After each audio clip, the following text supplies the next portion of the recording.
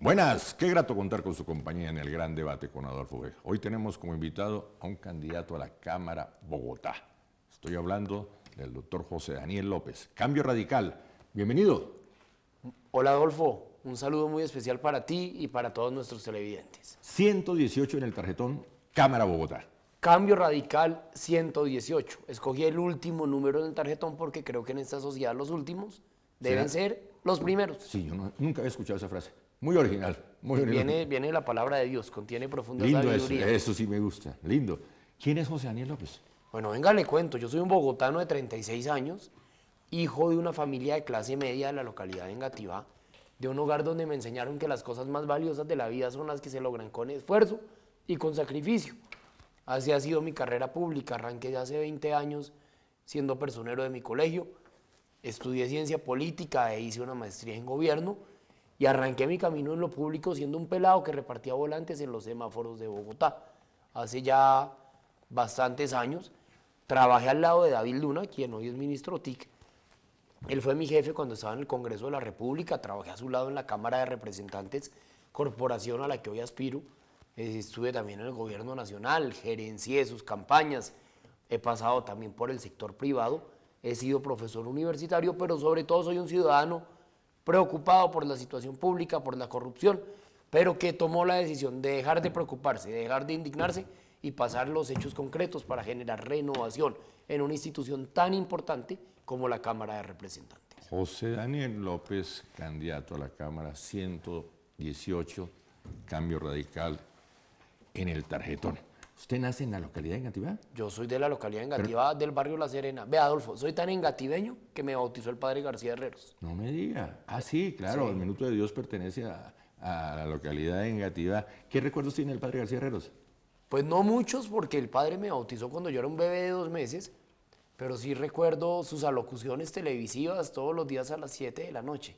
Y la noche que llega, Sí. y la noche que llega. Y al fondo una cruz de madera gigantesca. Que se mantiene, le siguen Ahí sigue, utilizando en el ahí programa. sigue, la que se- la que se ahí ma- sigue esa cruz y creo que está en la iglesia del barrio Minuto de Dios. ¿Estudia primaria en Engativá? En el colegio Minuto de Dios hice mi primaria y la secundaria en el Liceo de Cervantes del Retiro. Politólogo de la Universidad de los Andes. Politólogo con maestría en gobierno, sí señor. Ambos en la Universidad de los Andes. ¿Qué recuerda usted de esa época de la Universidad de los Andes? Pues vea, una universidad muy exigente. Recuerdo bastante estudio, bastante preparación, pero sobre todo una inquietud. Yo en esa época tuve la posibilidad de trabajar en Congreso Visible. Congreso Visible es un programa de la universidad Claro. que le hace seguimiento a la actividad legislativa. En ese momento yo entendí que tenía potencial para la academia, pero también concluí algo absolutamente íntimo, y es que mi futuro no era la observación, sino la acción, los hechos. Y por eso, si habiendo sido ese mi primer trabajo, decidí renunciar, regalarme como voluntario en el equipo de David Luna y ahí desarrollar mi vocación, que era el servicio público. Vale la pena un homenaje a Elizabeth Unger en este momento. Ella fue mi primera jefa, Claro. Elizabeth Ungar, Sí, una de claro. las más importantes académicas que tiene este país. Hija de uno de los hombres que nos enseñó a leer en Colombia. Un librero muy importante. Claro, alemán. Alemán tiene unas coincidencias familiares que eso es para otro tema. Bueno, sale politólogo de la Universidad de los Andes. ¿Y por qué escoge la ruta como amigo a David Luna en ese camino? Pues yo a David no lo conocía, le quiero contar a Adolfo, yo no tenía ninguna relación con el mundo político, soy el primero de mi familia en meterse en este cuento. Pero escogí a David por una razón, y es porque me parecía un joven pilo, echado para adelante, decente y que también era hecho a pulso. Es un tipo que arrancó siendo presidente de una junta de acción comunal, edil de Chapinero, fue concejal 5 años y 2 veces lo reconocieron como el mejor de la ciudad. Entonces me parecía una buena escuela, pero tenía el problema que no lo conocía. Yo le mandé un correo y le dije: David, yo quisiera trabajar al lado suyo, recíbame.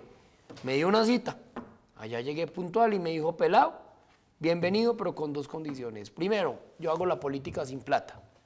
Entonces usted verá si me trabaja gratis, y segundo, todo lo que tengo para ponerlo a hacer es entregar volantes en los semáforos.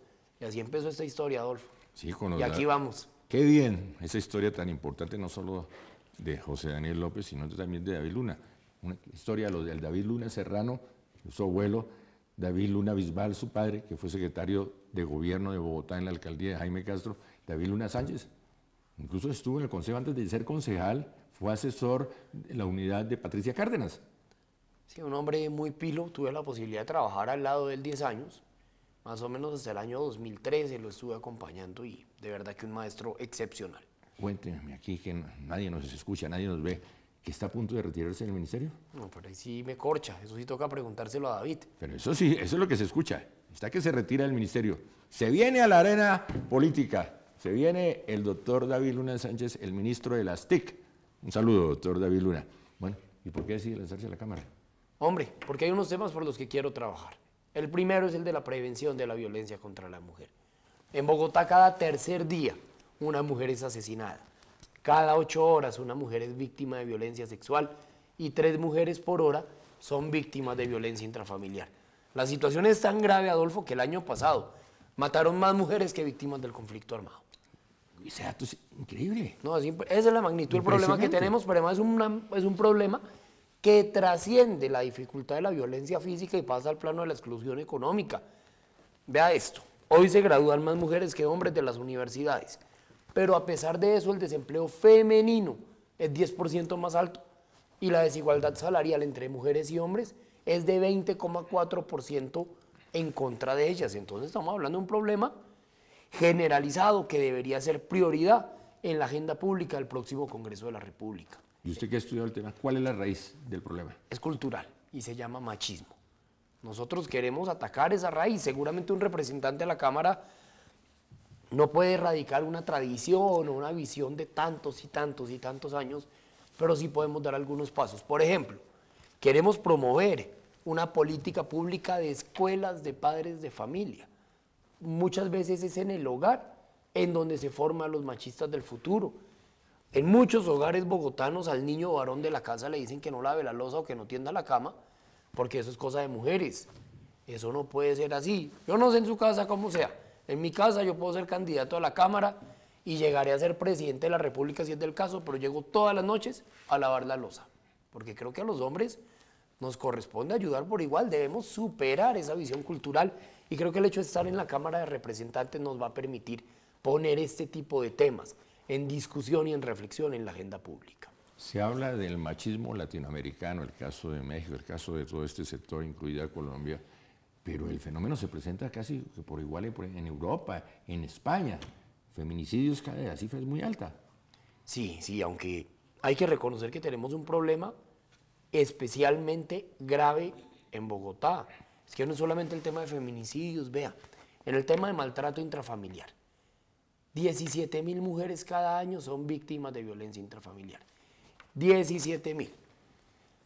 Y solo me refiero a las que denuncian, Adolfo, porque son muchas más. No sabemos cuántas, pero sin duda es un tema gigantesco.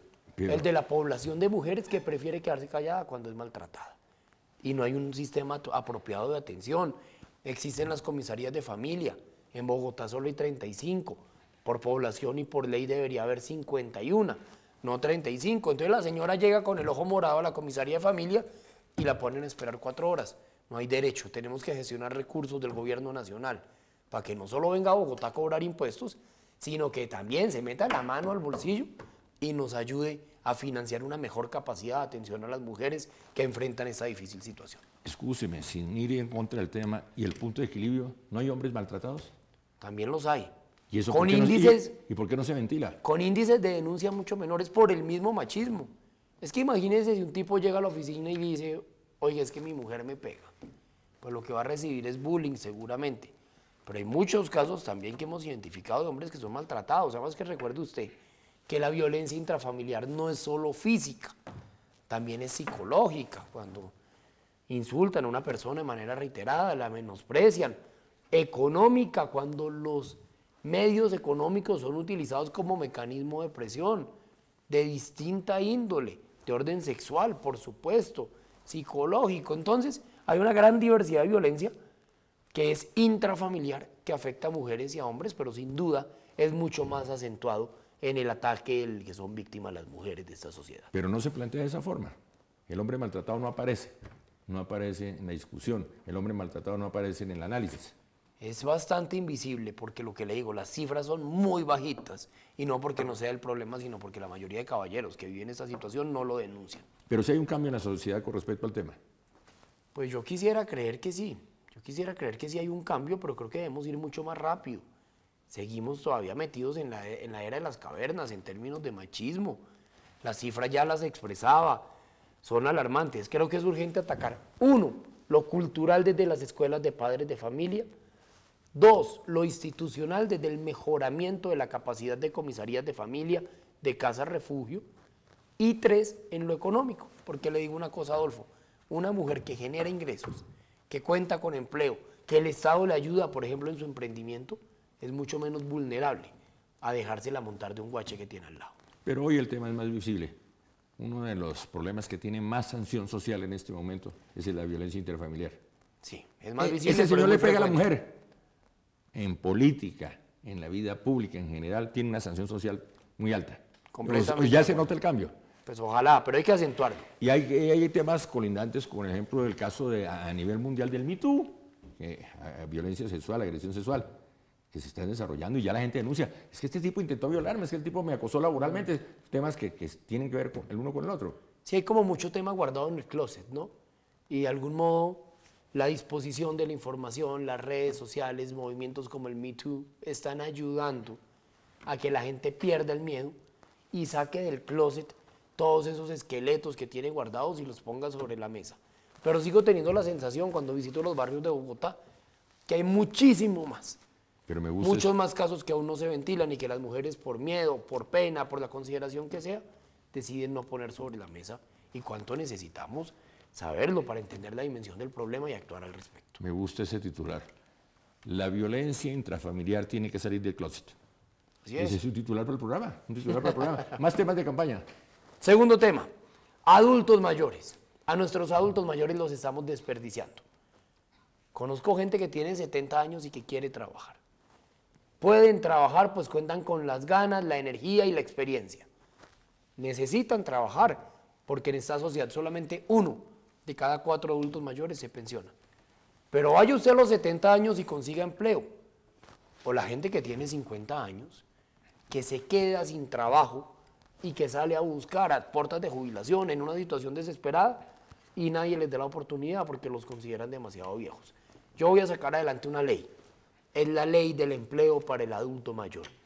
Vamos a darle incentivos tributarios a empresas que contraten en su nómina a personas mayores para que puedan trabajar en labores comunitarias, educativas y de medio tiempo. Qué buena idea. Este es un mundo de jóvenes que desprecia a los viejos. Es que en la sociedad actual, a partir de los 35 ya se es viejo. Totalmente de acuerdo, pero además ser joven no es fácil. Ahí viene otro tema. Un pelado de 22 años se gradúa de la universidad. Sale a buscar empleo y no consigue empleo porque no tiene experiencia. Como no tiene experiencia, no le dan empleo. Como no le dan empleo, no acumula experiencia. Como no acumula experiencia, no consigue empleo. Es un círculo vicioso. ¿Qué pasó con el proyecto del primer empleo? Pues la ley del primer empleo cumplió algún efecto en el corto plazo. Lo que pasa es que no generó la movilización suficiente. Además, la ley del primer empleo no resuelve el problema al que me refiero. Y es la exigencia de experiencia como requisito para arrancar la carrera profesional. Yo tengo la fórmula para eso. Vamos a sacar adelante una ley que va a determinar que las pasantías universitarias, las prácticas estudiantiles, serán acreditadas como válidas para efectos de experiencia profesional. Así las cosas, un joven que estudió Derecho, en quinto y sexto semestre realizó una práctica estudiantil. Cuando se gradúe, esos 2 semestres de práctica le serán acreditados como un año de experiencia profesional. Eso le va a facilitar muchísimo el acceso al mundo del empleo a nuestros jóvenes recién graduados. José Daniel López, Cambio Radical 118. Un joven que quiere llegar a la Cámara para defender a los jóvenes y a los viejos. Así es, para trabajar por todos los bogotanos. Es que esa es la misión de los representantes a la Cámara. ¿Algo más sobre sus propuestas? Un último tema, Adolfo. El tema de la cultura y el deporte. Hace poco me criticaron por hablar de la cultura y el deporte, que porque no más bien hablaba de la inseguridad. Le digo una cosa, la cultura y el deporte tienen mucho que ver con la inseguridad.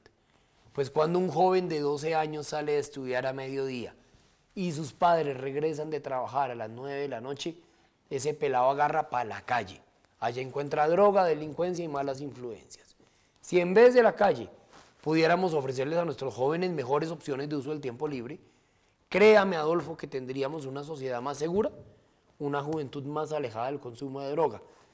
Junto a mi fórmula al Senado, que es Rodrigo Lara, Cambio Radical número 1, sacaremos adelante una iniciativa orientada a ofrecerle descuentos en el impuesto de industria y comercio, el que más afecta al empresario en el día a día, a cambio de hacer inversión directa, sin intermediación del Estado, en escenarios deportivos y culturales o en escuelas de formación, que hacen una labor magnífica en los barrios de la ciudad, pero que muy poco apoyo suelen recibir. Pero eso también tiene que ver con la doble jornada, el tiempo libre de los muchachos hoy en día. No, es que hay que, vea, la jornada única, o sea, la posibilidad que un niño entre a las 7 de la mañana y salga a las 4 de la tarde es inaplazable, pero eso va a tomar un tiempo, Adolfo. Mientras tanto, mucho deporte, mucha cultura, como un buen sustituto del apropiado uso del tiempo libre. Pues hay que obligar a las empresas, ¿no?, a todos sus empleados, a todos los colegios, a utilizar tanta cancha desocupada que hay en Bogotá. De acuerdo. Y hay que establecer una especie de carnet deportivo. Usted, así como tiene en su cédula el carnet deportivo, ¿qué deporte practica? El hombre de 70, el hombre de 50, el niño de 15, todos, con una actividad deportiva definida. Una sociedad deportista es una sociedad sana, una sociedad segura y una sociedad alejada de la droga. Pues si hay un soporte, ¿por qué votar por José Daniel López, Cambio Radical 118, Cámara Bogotá? Pero termino con esa pregunta. ¿Por qué votar por José Daniel López?